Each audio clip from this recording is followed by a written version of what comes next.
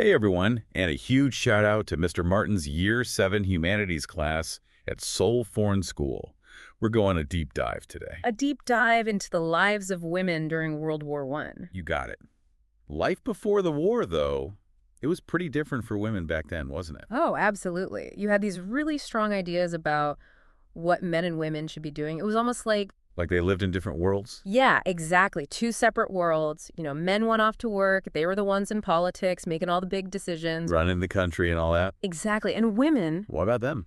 well, they were expected to stay at home, take care of the family, do all the housework. Hmm. They called it separate spheres.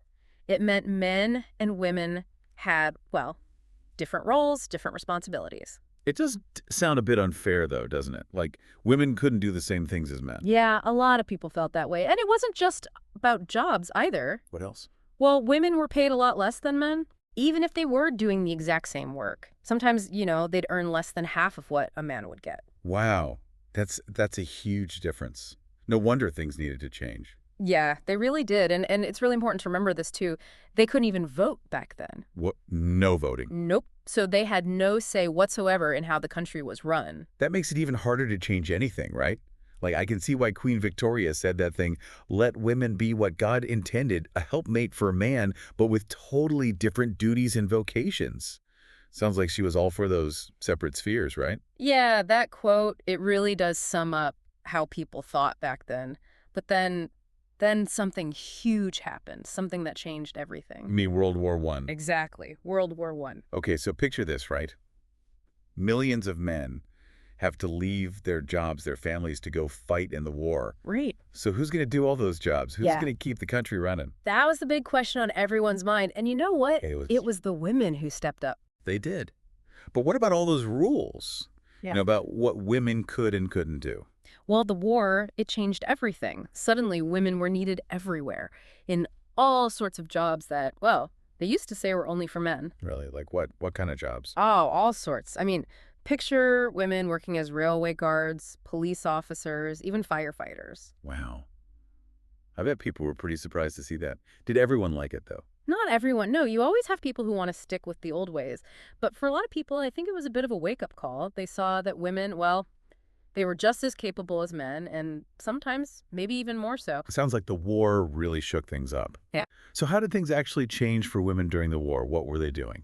Well, one of the biggest areas was factories, especially munitions factories. The munitions factories. Yeah, those are the factories making all the weapons, naming it, the stuff soldiers need to fight. Right.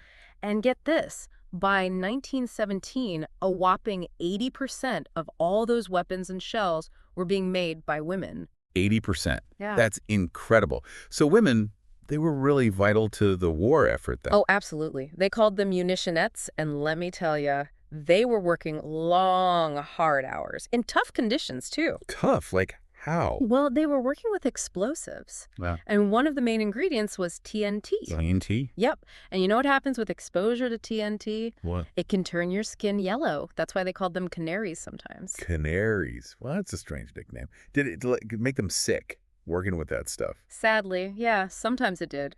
Working with TNT, it could cause some pretty serious health problems later on. So even though it was dangerous, these women, they were putting themselves at risk to help their country. That's pretty brave, don't you think? It was incredibly brave, and that bravery, it wasn't just in the factories either. Women were making a difference in all sorts of ways. Ooh, this is getting interesting. Can't wait to hear more about that. So we've talked about women working in those factories making weapons, but you said they were doing other things too to help with the war effort, right? Right. I mean, think about it. All those men are away fighting. Yeah. So who's going to take care of all the wounded soldiers? That's a good point. The hospitals must have been packed. Exactly.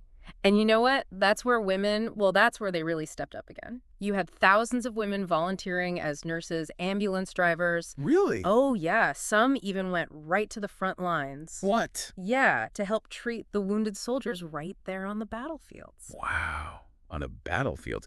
That's got to be dangerous. Oh, incredibly dangerous. They were risking their lives, to help others. There were two main groups doing this work. Two. Yeah. One was called the FANYs. The FANYs. It stood for First Aid Nursing Yeomanry.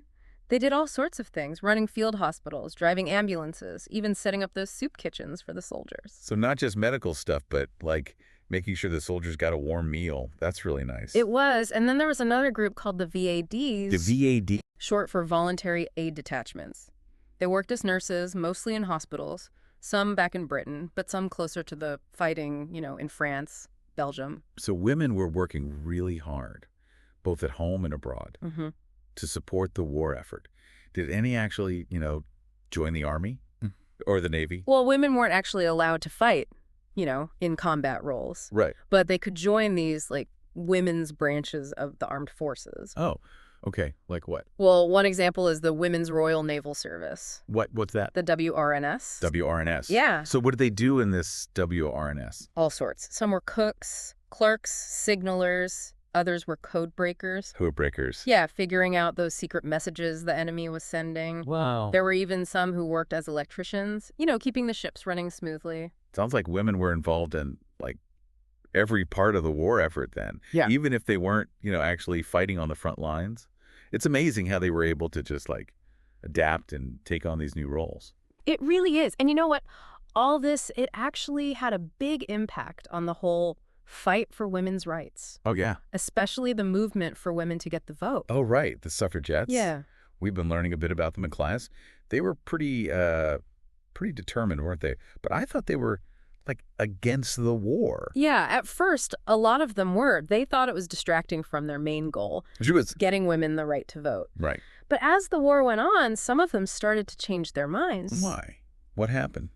Well, some of them, like Christabel Pankhurst, Who was she? she was one of the leaders of the suffragettes. She thought it was really important to support the war effort, show everyone that women were patriotic, that they could contribute to their country just like men could.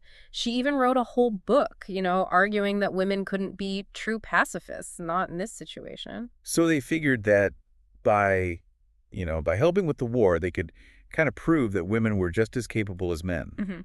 And maybe then that would help them get the vote. Exactly. But not every suffragette agreed, of course. Some of them, like Sylvia Pankhurst, Christabel's sister actually, and Selina Cooper, they were totally against it. They felt war was always wrong, that being a true feminist meant, opposing violence of any kind. They thought supporting the war was like a betrayal of everything they believed in. So even the suffragettes couldn't agree on how to deal with the war, huh? Nope. Which just goes to show, even when you're all fighting for the same thing, sometimes there can be different ideas about how to get there. Yeah, that makes sense. So the war, it had a huge impact on women's lives then, didn't it? But what happened when it was all over, when the war ended? Did things just go back to how they were before? That's a great question, and that's what we're going to look at next. So the war is over, right? The men are coming home. What happens to all those women? The ones who've been working, doing all these amazing things.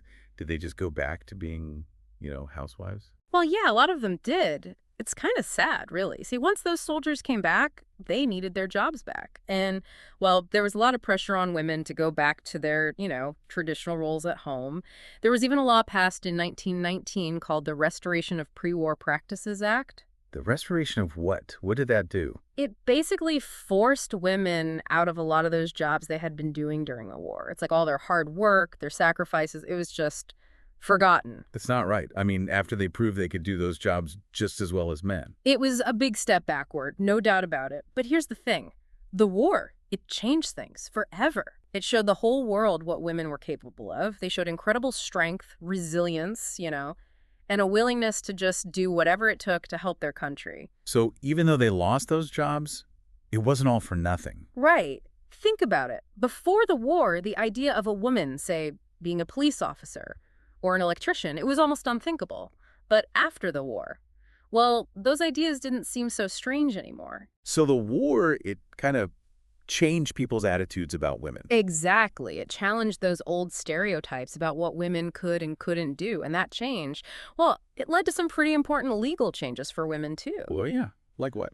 Well, in 1917, the Qualification of Women Act was passed. It allowed women to become lawyers and accountants for the first time. Wow, that's a big deal. So they could finally have those careers that were closed off to them before. Yep.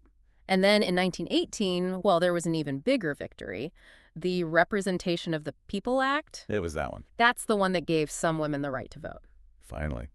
So the war, it actually helped the suffragettes reach their goal. It did, but Yeah. not completely. See, at first, only women over 30 who owned property could vote. It wasn't until 10 years later that all women got the right to vote. So the fight for equality, it wasn't over, but the war definitely helped, right? Like push things in the right direction. Oh, definitely. It showed that women, well, they deserve the same rights and opportunities as men. This has been, wow, this has been a really interesting deep dive. I've learned so much about World War I and how it changed the lives of women. Me too. And I hope you have as well, Mr. Martin's class. It's a story, well, it's a story of courage, resilience, and a determination to make the world a better place. You know, even though a lot of women had to go back to things the way they were before the war, it seems like what they did during the war, it changed how people thought about women. What do you think, class? Did the war really liberate women? Or was it just, a temporary change? It's something to think about. And if you want to learn more about all this, just ask Mr. Martin. I bet he has some extra resources for you. There are so many amazing stories about individual women who made a real difference during the war. That's a great point. And remember history, it's full of surprises. Sometimes even the worst things, like wars, can lead to good changes in the long run. Well said. Thanks for joining us on this deep dive, everyone. Until next time.